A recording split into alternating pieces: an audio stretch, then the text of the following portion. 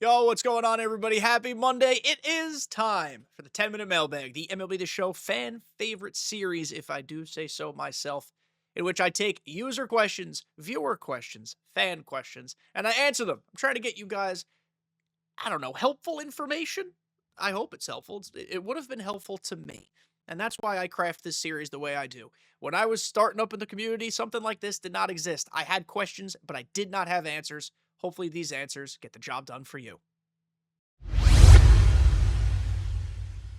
A quick programming note before we get into the 10-minute mailbag. You are going to get two podcast episodes this week.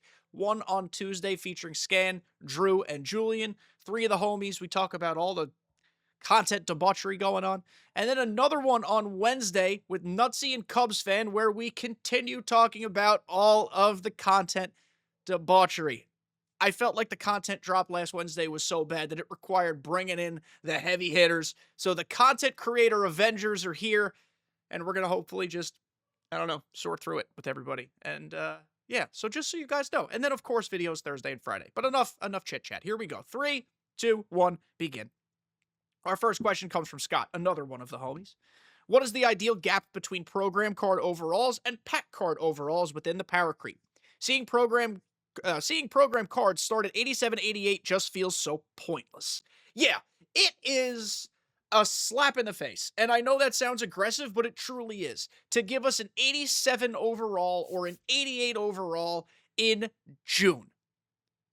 The Power Creep is so far well beyond this level of card that you are giving us, let's count them. We're going to count the cards under 90. Okay, 1, 2, 3, 4, 5, 6, 7, 8, 9, 10, 10. You're giving us 10 cards. Sorry, I got a dog hair in my nose, itching. We got 10 cards under 90 in this program that are effectively all useless. Then you could even argue these 90s stink, but that's a separate conversation. That's a preference thing at that point. You know, AJ Puck could have been good if he was a reliever, but because of the structure of this program being a prospect-ish program, he was a starter at the time, so this card is bad. Everybody else stinks. Kyle Wright, he ain't great. Austin Hedges, yay. It is irresponsible content building, card building. It enforces the community-driven belief that they are just creating these things as binder fodder to make it harder to collect certain things. The alternate side of this is now, now the Padres have a diamond catcher for theme teams. Now the White Sox have their shortstop. Now the Nationals have a center fielder. Like, I see that end of it as well. And I'm not saying it's incorrect. Now the Rays have a first baseman.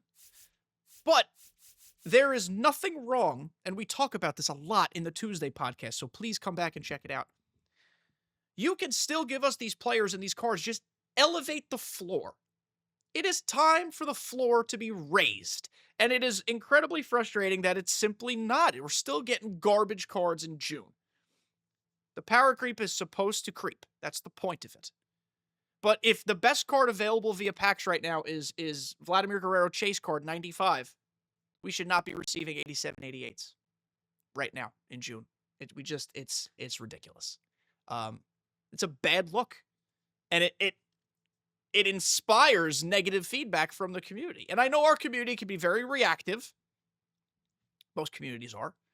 I try my best to be level-headed, or it's often why I don't give content reviews right away. I typically wait until the podcast a few days after the fact to give that review because I want to let the content sink in.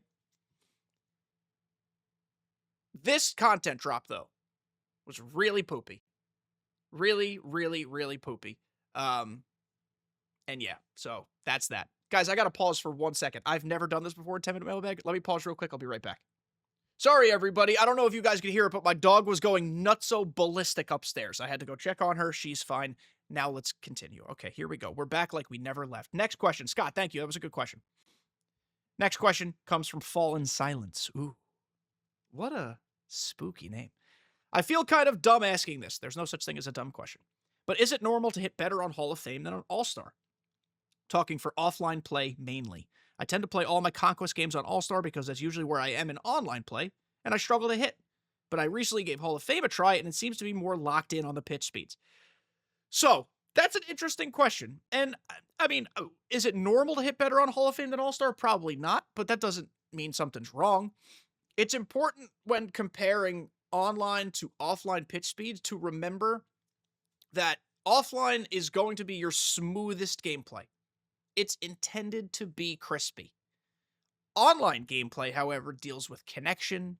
It deals with, generally speaking, higher rated cards. Because, like, if you're playing Conquest, you're just playing live series teams a lot of the time.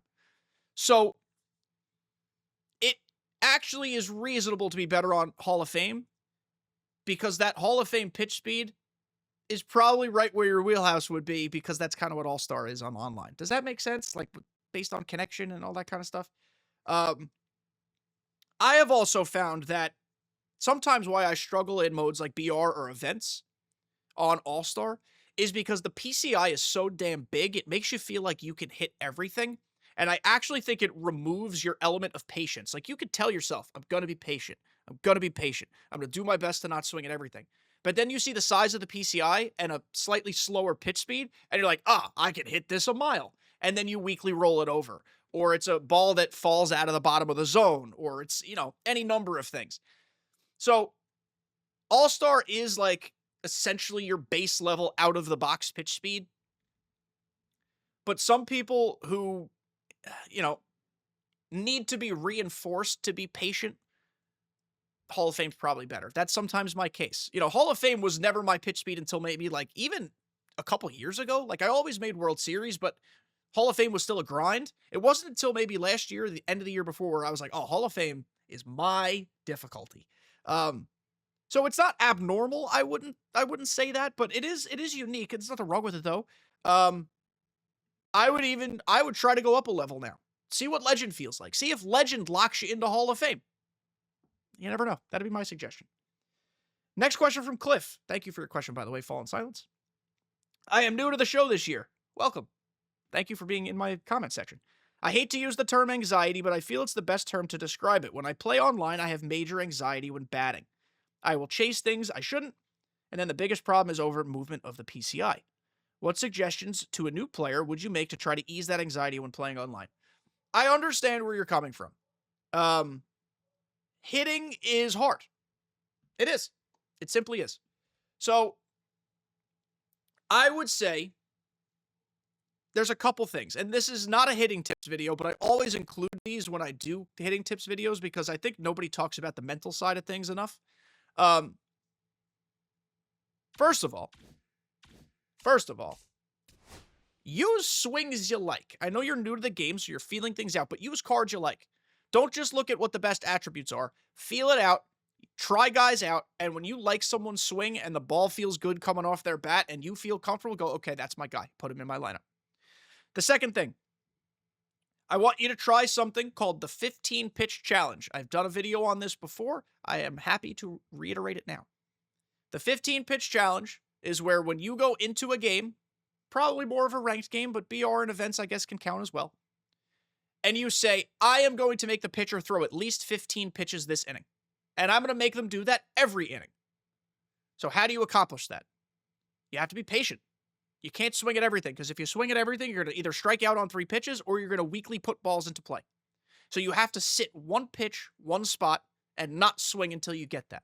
For example, if I'm a lefty hitter, let's say I want to sit low and away fastball. I will not swing until I get something low and away, preferably a fastball, but something low and away. Until there's 2 strikes, then you battle. What that does is it makes you see more pitches. It makes you force yourself to recognize more pitches.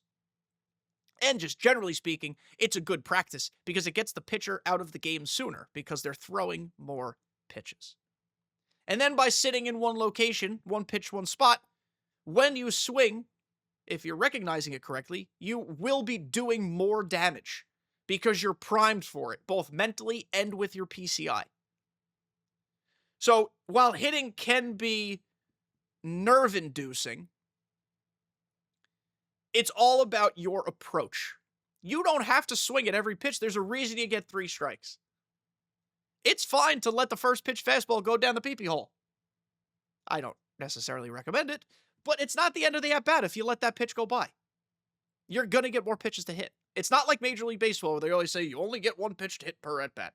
It's not. It's different. It's a video game in which lots of crazy things can happen. So I feel where you're coming from. Trust me, I've been there. I think all of us listening have been there. But do the mental steps. One pitch, one spot. Try the 15-pitch challenge. Take a breath. If you take a wild swing out of your shoes, pause it for 10 seconds. Take a deep breath. Reset your mental. And then come back in and give it a try. So I would try those things. I hope they help. There are plenty of hitting tips videos as well on the interwebs. But I think the mental side of it is more of what you're looking for. So thank you for your question. Best of luck. Don't worry. You'll be fine. Our final question today, a little collection-related one, from Jared Tharp. Do you think they will make you have Willie Castro for the Topps Now collection? Probably not. So, where is it? It's here. I have every Topps Now except Willie Castro. I've been keeping up with it because I know they're going to be necessary. There will probably be 3 to 5 new Topps Now cards that come out on Friday as well with the new monthly Spotlight program and pack. I would say you're going to have, let's count, 4, 8, 12, 16, 20, 24, 28, 32, 36, 40, 44. God, there's a lot of them. 48, 52, 56, 60, 64. So I have 63 of the 64. There will probably be like 68 or 69 nice total cards. You had to get 40 last time. You're probably going to have to get like 65 of them. Probably. So that means you won't need Willie. It would be a haberdashery. That's not the right word. If you had to also have Willie Castro. If you had to lock in a 300,000 stub card for this, that would be insane. Folks, an historic 10-minute mailbag. Why was it historic? I had to pause halfway through the first time because my dog was going bonkos. She likes to scream at every leaf that goes by the front door. Dog owners, you know how it be. But thank you guys for being here. Thank you guys for supporting. Looking forward to your reactions to all the content this week. Looking forward to who the hell this collection's going to be on Friday. Last chance guesses. Let me know. Last week I said it could be Derek Jeter. Turns out Derek Jeter was an inning boss. So I was on the right path. But let me know who you guys think it's going to be. All right? Love you guys. See you next time.